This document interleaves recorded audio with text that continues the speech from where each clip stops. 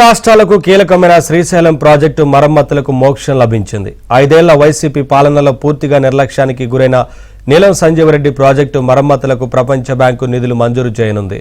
CWC ప్రతినిధుల బృందం ప్రపంచ బ్యాంకు అధికారులతో సమావేశమైంది. ఈ భేటీలో పాల్గొన్న డ్యామ్ ఇంజనీర్లు ప్రాజెక్టు ప్రస్తుత పరిస్థితిని వివరించారు. శ్రీశైలం ప్రాజెక్టు మరమ్మతులకు ఫేజ్ 1 కింద 102.58 కోట్ల నిధుల మంజూరుకు ప్రపంచ బ్యాంకు ప్రతినిధులు ఆమోదం తెలిపారు. 2018లో నాటి టీడీపీ ప్రభుత్వం శ్రీశైలం ప్రాజెక్టు మరమ్మతులకు డ్రిప్ 2 కింద 203 కోట్లు ఇవ్వాలని కేంద్రానికి ప్రతిపాదనలు పంపింది. అయితే 2019లో అధికారంలోకి వచ్చిన వైసీపీ ప్రభుత్వం ప్రాజెక్టు నిర్వహణను గాలికి వదిలేసింది. దీంతో వరల్డ్ బ్యాంకు ఒక్క రూపాయి కూడా ఇవ్వలేదు.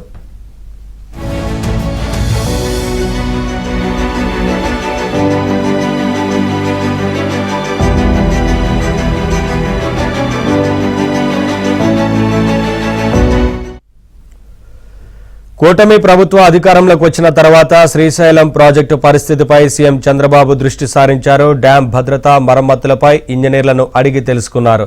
ప్రపంచ బ్యాంకు ప్రతినిధులతో చర్చించారు. సీఎం చంద్రబాబు చొరవతో శ్రీశైలం ప్రాజెక్టు మరమ్మతుకు నిధుల మంజూరు చేసేందుకు ప్రపంచ బ్యాంకు ముందుకొచ్చింది. రేపు శ్రీశైలం డ్యాంను ప్రపంచ బ్యాంకు సిడబ్ల్యూసి ప్రతినిధుల బృందం సందర్శించనున్నారు.